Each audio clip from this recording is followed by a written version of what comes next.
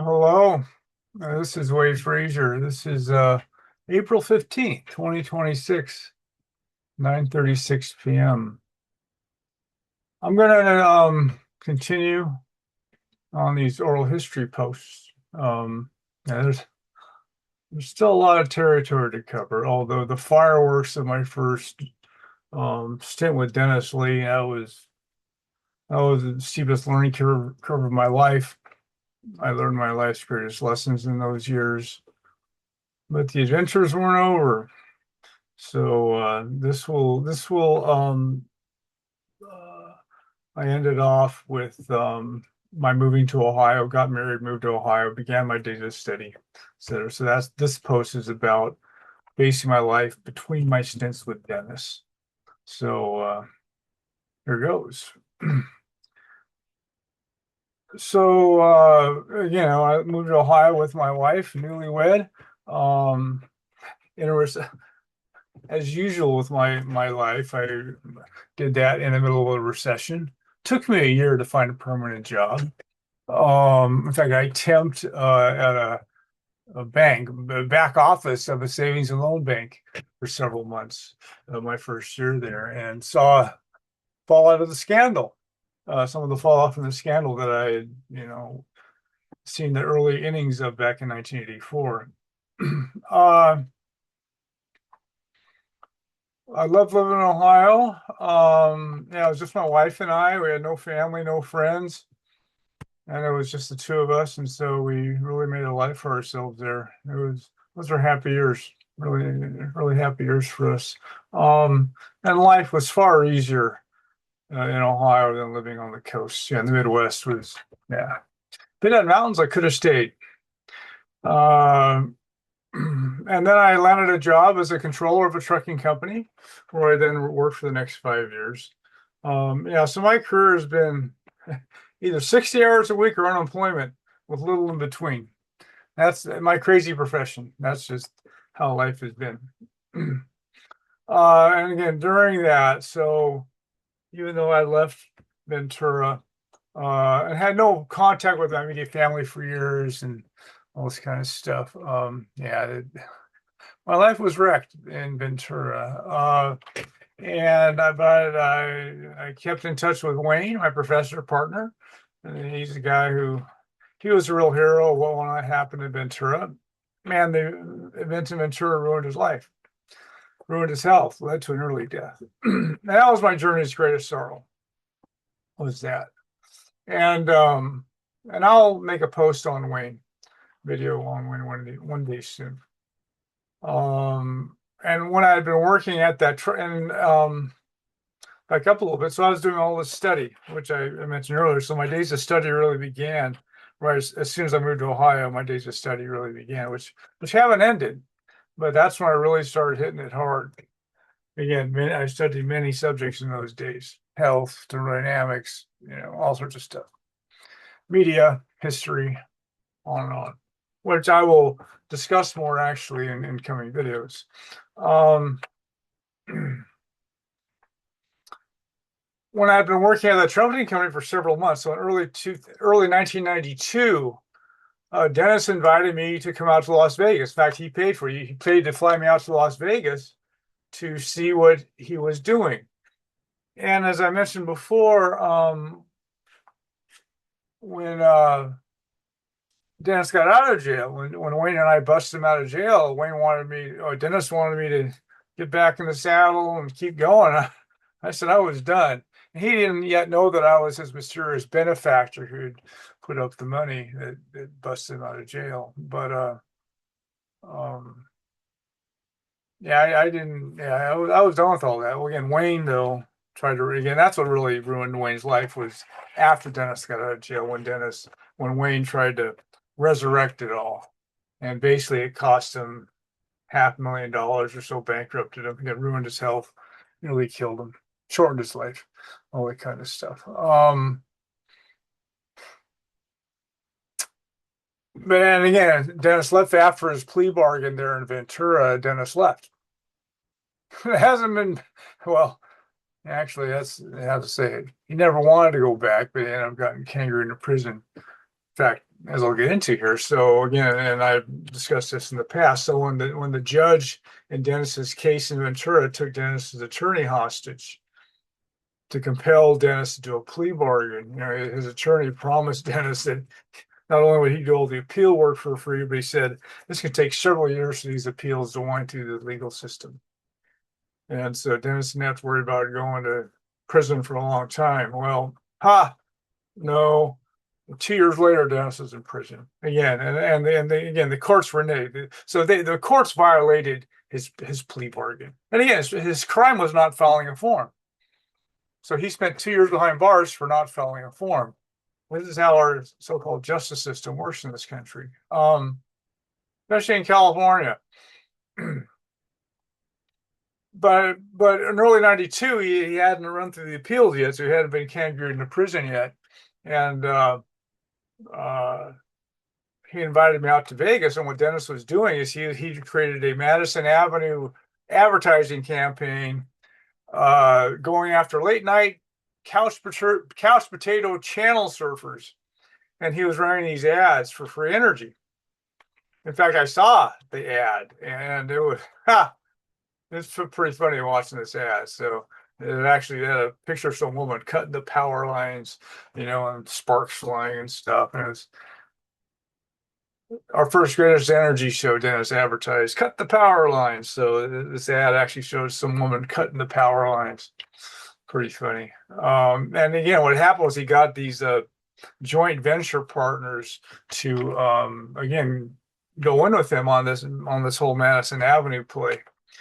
And anyway, it was by that time I was, how to say it, I mentioned earlier that in the aftermath of what happened to Ventura, I realized that businessman's approach would not work. I mean, very likely would not work for all this. And I was all my days of study, etc. And I was thinking that, and again, it was probably more of an intuition back then, but I realized that the people that were going to be involved in a successful effort had to be a much higher caliber of person than just somebody chasing business opportunities or surfing the late night channels.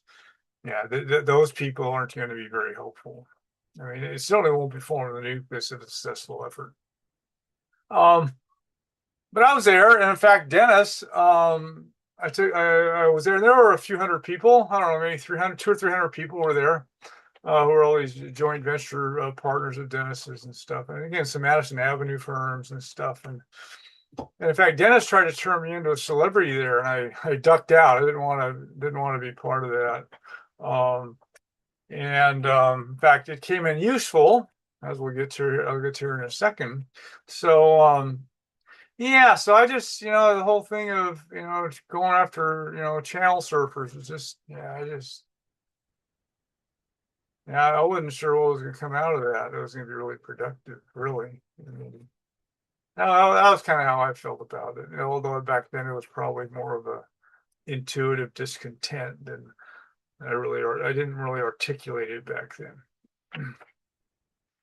But basically so back to Dennis trying to make me a celebrity there in front of this group, and I ducked out of the room before he could do that. Well, so I wasn't really, I mean, people recognized me because I was on Dennis's videos, etc. But I really had a pretty low profile. And so it turns out on the way home to Columbus, Ohio, where I lived from Vegas, this plane, it was a stop, and then it was going all the way to New Jersey and the Newark airport. And anyway, it turned out in the row sitting in front of me on the plane were guys that I recognized from Dennis's conference. So these are people that were, in fact, one of them was a guy, he ran one of these Madison Avenue firms that was supposedly helping with Dennis. In fact, he spoke, and Dennis told the audience how impressed he was that this guy came on his own nickel, etc. And anyway, then there was a guy sitting next to him who actually sat next to me for a few minutes before I ducked out, before Dennis, tried to make me a celebrity. And well, they didn't recognize me. So and again, I was just reading. I'm a bookworm, so on the flight home to Columbus, I'm just reading for hours, or it was like a 4-hour flight or something. So I'm reading. And as and the guy in front of me was this guy sat next to me, and they were talking. I didn't even pay attention to him. I was just busy in my own little world. And then as we're now approaching Columbus and going to the lantern pad of Columbus, I put my book aside, and then I just you know, sat up, looked out across, the plain. I'm tall, so I can see across the roads. I can see across the roads in front of me, and I was just relaxing, just trying to, you know, yeah, just getting ready to debark the plane. And as I'm sitting there, the guy in the row in front of me, he holds up a legal pad that he'd been working on during the flight, and uh, these joint venture partners. In fact, again, Dennis actually reused the same corporate vehicle, Conserve Financial Services, abbreviated CFS. So it's the same one we use in Ventura, same one we use in Boston. So it's the same company that Dennis was still using that legal vehicle. And then these joint venture partners, so it's like JVS. So anyway, so this guy, and I'm sitting there just looking across the plane, and all of a sudden, this legal pad sort of gets thrust in front of my eyes, or literally in the row in front of me. So all of a sudden, this guy's, because he was admiring his handiwork, holding it up like this. And so so literally, he puts this in front of my eyeballs. I wasn't, you know, he was he was obstructing my view. Except when I sort of focused on this legal pad he held up in front of me, the title said "The Plan to Rape and Pillage the CFS JVAs." And then it had like about 5 bullet points on how to steal Dennis's company.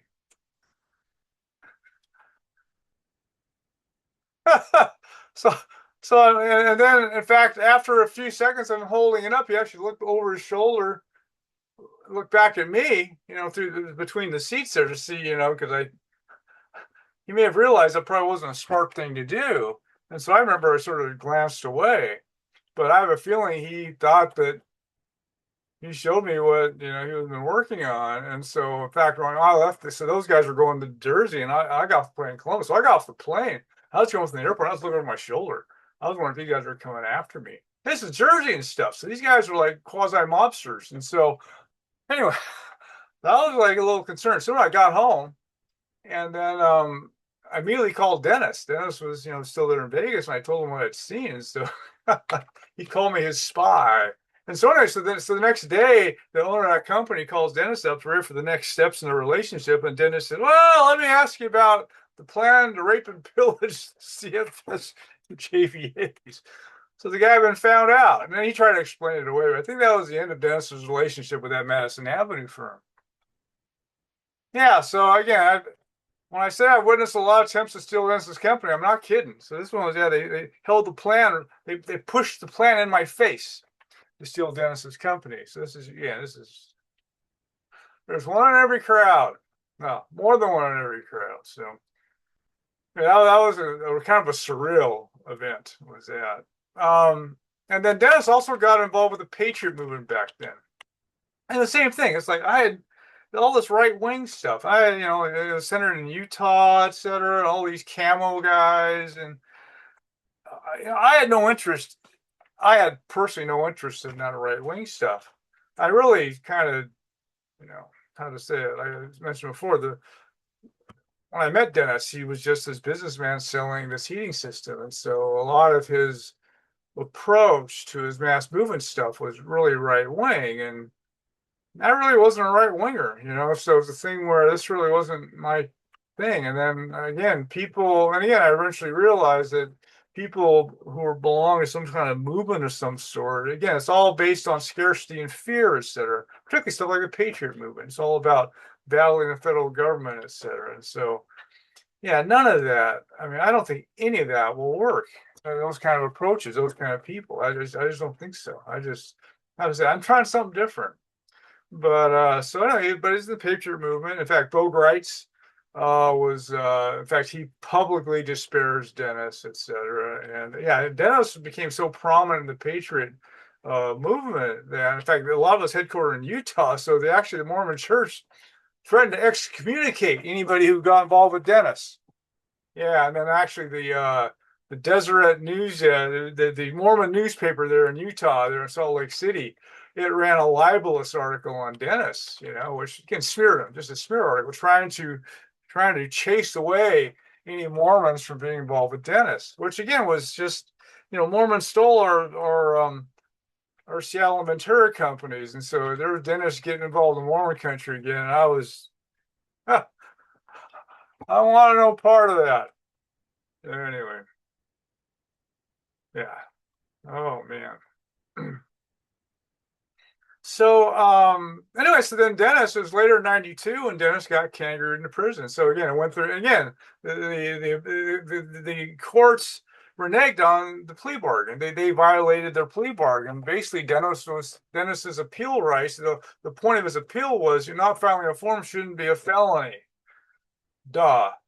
And so, but all the courts refused. They just said he pled guilty, don't pass go straight to jail. They all did that and went all the way through the U.S. Supreme Court in a couple of years. And yeah, they didn't do that at all. So yeah, so not filing a form becomes a felony in California. How the system operates. And we'll never know who did it, but it wasn't Kangaroo and Dennis in the prison wasn't just step one.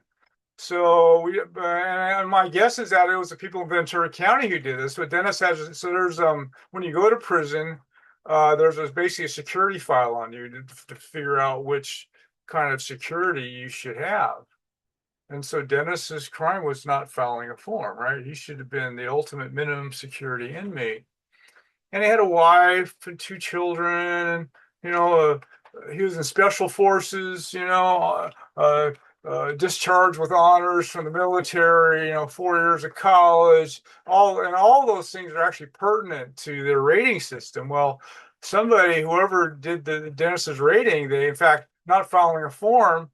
They is fraudulently. They said, oh, he pled guilty to fraud. He didn't, but that again, this is how the system operates. And then they actually erased his wife, his children, his military background, his college background. They erased all that to get him so they could put him into what's called medium security, which is the shark tank.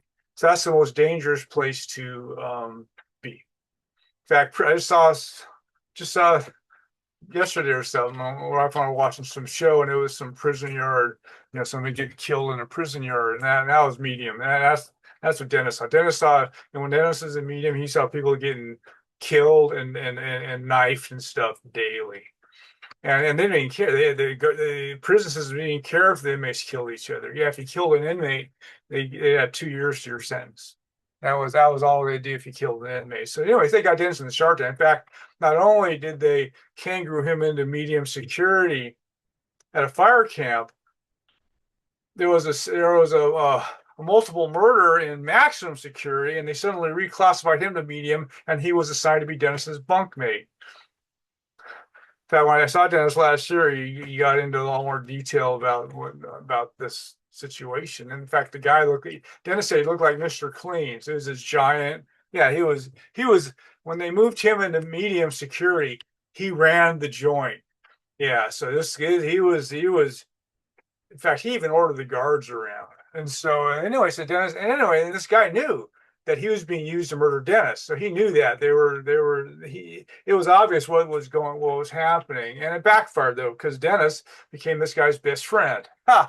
Dennis actually turned into a Christian, I think, before it was over.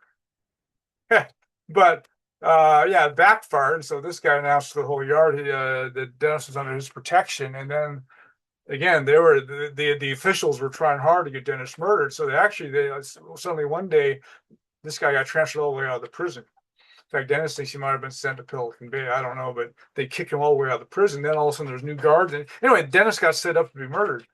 And Dennis's wife saved his life once again. She actually got to the commissioner of the called Little Hoover Commission, which was the prison reform commission there in California. And in fact, Dennis literally had a contract on him. The inmates told him they were going to murder him. And Dennis Yeah, it was a couple days there, and he called Allison. He said they're going to kill me. And anyways, but Allison had already written to the commissioner. She pierced the bureaucracy, and actually, the commissioner came down with her staff, and they did drive hours. They staged an intervention at the prison and immediately moved Dennis out of that prison and put him into a club fed environment, which was actually across the street in San Luis Obispo from where I lived when I went to college. So then it was like easy street. But for a few months there, it was like, and again, for a few days there, Dennis looked like he wasn't going to survive. In fact, they broke his fingers and knocked some teeth out. And now Dennis got lucky. He survived it. And but yeah, so there were again the officials tried to get Dennis murdered by the inmates. Yeah, for not following form. So this is justice in California. In fact, and I'm skipping ahead through this narrative a little bit. The same year, 1992, I saw.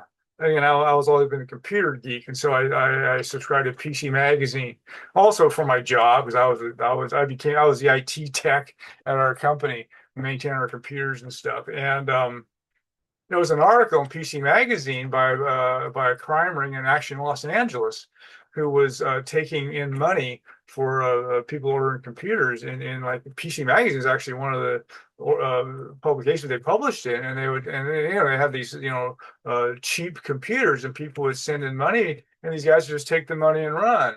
And they had been stealing millions of dollars from the public. And PC Magazine was actually, again, their customers were being defrauded. And so the article was about what they did, their own investigation, and how they tried to get somebody in the United States to prosecute these people, including LA County, including the state, including the feds, even the Secret Service, and the Postal Service, and every legal jurisdiction that had jurisdiction, they tried to get these guys prosecuted. They just literally laid the information in the lap and said, "Here, get these guys. They're stealing millions of dollars from the public," and not one official would pick up that ball. And so the guys were just skating. They were getting off scot-free, stealing millions of dollars. And literally, they were operating. I'm not kidding. They were operating a few miles from where the spectacular $1 million bail arrest of Dennis was orchestrated a few years earlier. Yeah, so this is how it really works. If you're a real criminal, then you just get skate, go off scot free. In fact, probably grease some palms along the way. But yeah, so that was educational to see how it really works. If you're really a criminal in California, then you just skate. But yeah, prisons reserved for people who are how to say it are obstructions to the rackets, as we were. So especially global rackets. So yeah. So anyway, so Dennis got out, and in fact, I saw Dennis when he got out of prison. I actually bought his plane ticket. And I had it land in Columbus, so the day after he got out of prison, the plane stopped over in Columbus. I saw him for a couple hours, and he told me about. And that's the first time I heard him talking about how he almost got killed in there. And anyway, it's good to see him. And I saw him also right after he got out of jail when Wayne and I busted him out of jail back in '89. And so I saw him both times right after he got behind bars. And Dennis regarded his time behind bars as like a vacation. I was like, I got all rested up. I'm ready to go back at it harder than ever. Yeah, that's how Dennis treated him. I mean, you had to see it to believe it. It was incredible to see Dennis like that. I mean, he's just like, yeah, they tried to kill me, but it didn't work, and so I'm going back at it harder than ever. Yeah, I've never met anybody else like Dennis. Never will. So yeah, it was incredible to witness that. And my 5 years as a trucking company controller was, the first 3 years were happy, but the 60-hour weeks, and we had a big system conversion, and by the end of the 5 years, I was worn out. And this is, again, that was my fourth stress breakdown of my career. I think it was my third or fourth, and it was just fourth. It was my fourth stress breakdown of my career. They work you to death, and that's how it works in that profession. You usually work to death, and yeah, it's normal. So I was either unemployed or working 60 hours a week, with almost nothing in between for my whole career. Was that way. But I had an epiphany at the end of that, and which I'll write about this more someday. I'll talk about this more one day. But I saw, again, I had this moment, this moment of realization where I saw, in fact, the first realization was how I could take my trucking company paperless. So and I was a generation ahead of my time. So yeah, 20 years later, going paperless is a big deal. But in 1996, nobody knew what I was talking about. I sent it up to my boss, the CFO, the whole thing, and nobody understood what I was talking about. And 5 years later, they went out of business. And if I, if they would have heeded me, they would have stayed in business. So, and thousands of lives were wrecked because of that. And in fact, and then the second upshot, the primary upshot though, was that 1 million people who were sleeping in their trucks every night, driving across the United States, to be home every night and have families and stuff, because sleeping in your truck is a terrible way to live. And but nobody cared. So the funny thing was, the trucking executives would say, "Well, that's combat pay, because a truck driver makes more money over the road. He gives up his life to live in his truck, so he makes an extra, maybe $10,000 a year." And the drivers are the same way. So it's like, well, heck, if we get home every night, we won't make as much money because local drivers don't make as much. And so, well, if they organized, it wouldn't have been that way. But anyway, so everybody had an objection to, like, 1 million people don't have to live in trucks. Anyway, and nobody cared. Nobody wanted to hear it. And this was one of one of the many amazing events in my life was that. So yeah, nobody needs to live in their trucks. In fact, I mentioned earlier Richard Stallman, the father of the free software room, and he was impressed, and he suggested I take my little idea to Europe, where Europe was more amenable to something like that. So, a little more humane than the United States is, and so every driver could be home every night. How about it? They still sleep in their trucks. Yeah, I've heard my idea is slowly getting out there, that kind of concept, but I know it's just life of a truck driver is terrible, terrible life. Um,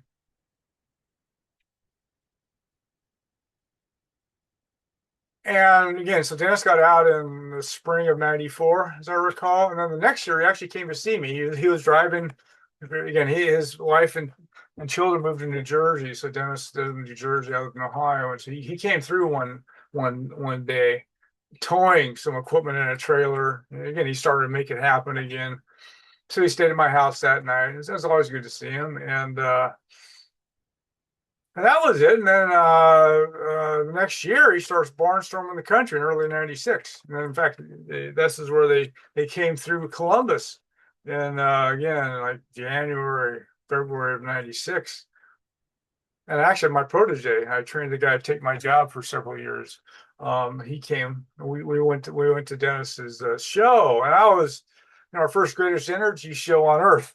There in '87 at the old South Meeting Hall, where they planned the Boston Tea Party. There were like 30 people, 35 people there maybe. And I was expecting something similar, and I was shocked to see like 300 people, including an Amish contingent, which will amuse, which I will never lose that memory for the rest of my life, seeing this Amish contingent at one of Dennis's shows. Yeah. Big guy with the beard, and right out of Central Casting, with all these women with their Amish bonnets and stuff. And anyway, so Dennis started barnstorming the country in early '96. In fact, at the same time, Brian O'Leary was started, or his rise of Paul Revere for energy. Yeah, so I just bought 35 books of Brian's, first year energy book. At the same time, Dennis starts barnstorming. Now, that was a heady time. But as I later found out, there was a big sting operation launched against us. And I'm going to get into that later when I talk about my second stint with Dennis. But yes, there were these organizations saying they were going to give us billions of dollars, but it was all part of a big sting operation. And if we'd have signed for the money, then we would have gotten Tangerine into prison. In fact, I got my passport renewed because Dennis wanted me to go to London to close one of these deals.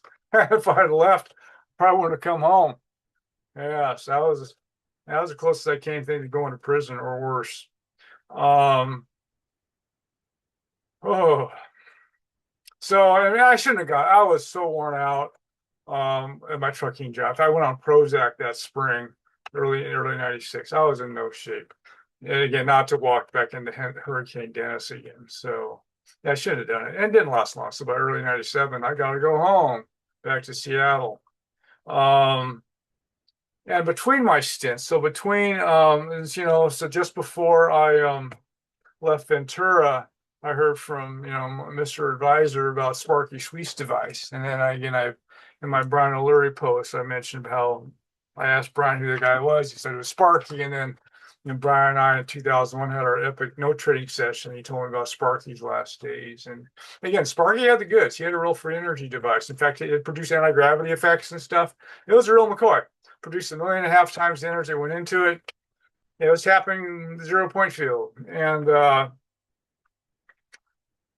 And again, before, so back in my Ohio years, when I had a close friend who was kidnapped and given the underground exotic technology demonstration, free energy, anti-gravity and stuff, from what I eventually learned was the dissident faction of the global elite.